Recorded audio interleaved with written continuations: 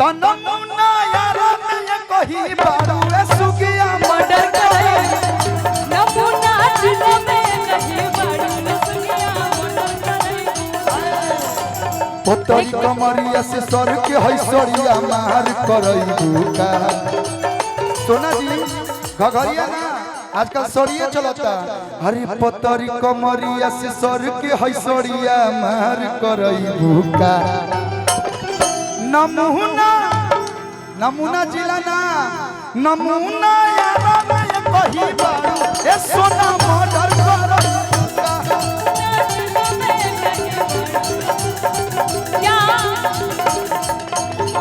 मैं ना आप दोनों लोगों की स्टोरी जानती हूँ मैं यही बोलूंगी कि कितना दिन से आए गुलई के रही फेरा में यहाँ के लागा कितना दिन से गुलई के रही फेरा में इसको गलत नहीं सोचना है पीछे से बोला तेरी कैसे स्टोरी सोचते रही आई लव यू कहा सोचते रही आई लव यू कहा कल दोसर में हटले यारा वाले भा कितना दिन से एक लड़की रही फेरा में होला रही फेरा में होला ए भैया ई तो तू तो हमारी स्टोरी गा देलू बस एक लाइन गाई भ एकरा बाद हमनी के गए लिहल जाई भैया आता ना भीड़ हो गेल स्टेज पर के हम म्यूजिशियन से नजर नहीं मिला पावा किताहार टिम्पल जी किताहार भइल बा जवानी कटा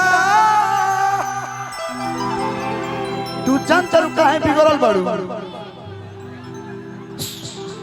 मतलब बिगड़ल मींस कि क्या होता है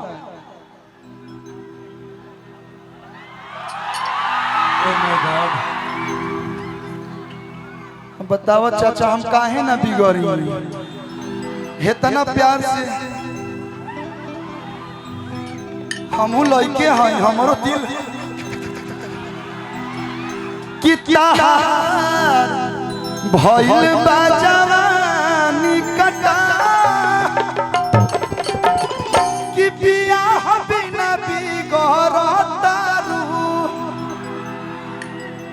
कि कौन पियता रूपानी दिन पर दिन देखता नहीं एगो आशीर्वाद काला जवानी बनल रहो बुझा तो बुढ़ाइबे ना करबे कि कौन पियता रूपानी धनिया ही गरतारू कि तहार आ भइल बा जवानी कटा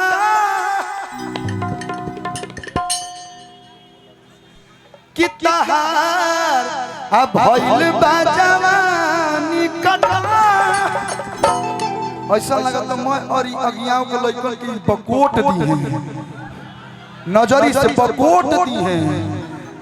हमारा के तो तू अपना जुबान से ऐसा ऐसा बोल के बकोट हमारा जीवन भर भाई सर नजरी काफी होता है कहे के बाकी किताहार आ भइल बा जवानी कटा बियाह बिना बिगड़तारू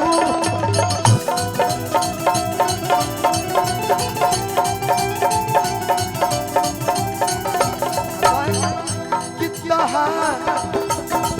भइल बा जवानी कटा बियाह बिना बिगड़तारू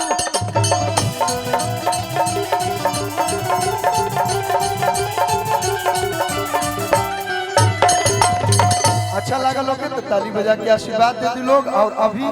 अभी कार्यक्रम खत्म नहीं क्या हो अभी सोना जी फेर से आई हैं डिम्पल जी आई हैं हम आई हम प्रोग्राम खाली देखो बहुत सारा प्यारा आशीर्वाद हाँ ज्यादा हो गए ए जब मन ना भरे लाए भैया कतनो गावत रह अभी आप सबके बीच मुकेश भैया फिर से बोले हैं और भी कलाकार थे जो भरल बने देखिए। अरे लजाई मत, बस हमार नाम मत ले, फलाना कह दे हमारा अच्छा लगी।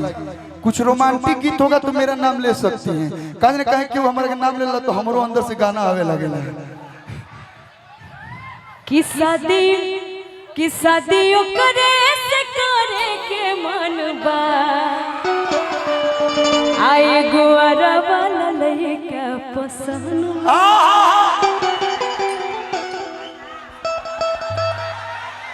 और सुनो डिम्पल कि तू का है ऐसन जिला हवे डरे सब नाम से,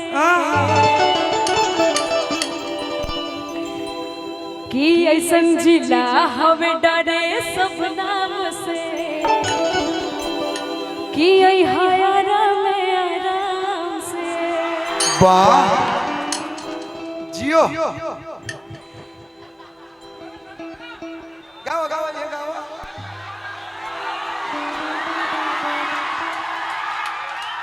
कितना मजा आता है ना अगर कोई लड़का कुछ बोले कमेंट करे तो, कि दिल धड़काता दिल धड़काता केहू के प्यार में,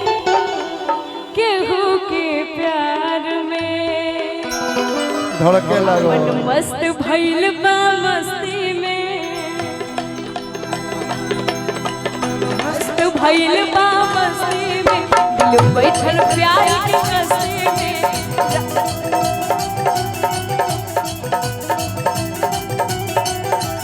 चाहे न मनवा हरदम इंतजार में, दिल धड़काता दिल धड़काता। कलुज भी सोच रहे हैं, रोआ भी सोचो मेरे कि काइए दोनों तरफ जाई जा। एगो गीत हम गोले रानी, हरी पतरी कमरिया से सर के घघरिया मार करई भूका,